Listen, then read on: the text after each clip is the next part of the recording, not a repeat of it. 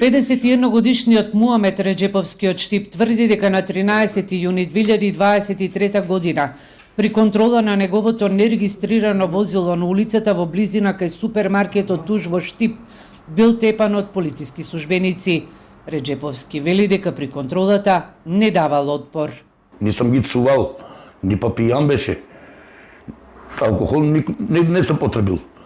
Значи, кажувам си правдината како што е правдина. Они право дојдеа тие, почнаа вадат од колата, почнаа да му ударат. Не гледаат како ударање. Соборија ми доле, почнаа и ја како сакаше да се кренам, позади не знам што му ударија и ја прав несвес. Како паѓам од тај асфалт и забите си ги крсам. У асфалт, знаеш, у асфалт ја не може да достигувам, да ставам раците да не се ударам главата. Ја, и забите и крсени, ја.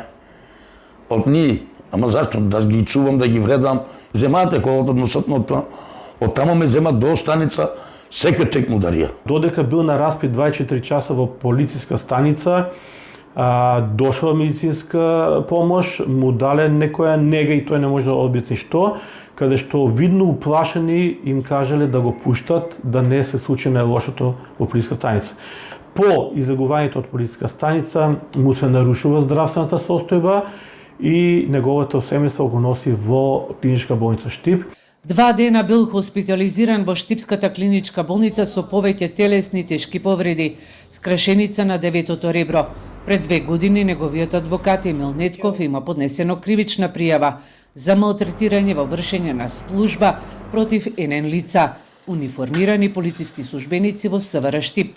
Во ова обвинителство имале распит, а ветувањето од страна на обвинителството било дека ќе ги повикаат Нетков и Реджеповски за да се изврши препознавање на полициските службеници. Имаме упатено 4 ургенции до ГОК за гонење на организиран криминал Скопје, каде што индиферентен однос тотален, ништо не ни одговараат.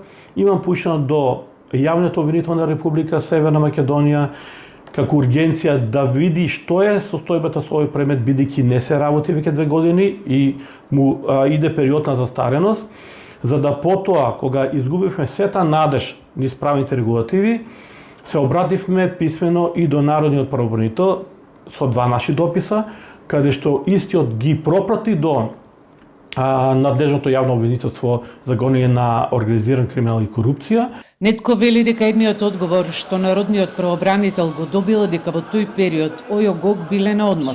Вториот одговор е дека не знаеле до каде е со предметот, зашто дополнително ќе бидат известени.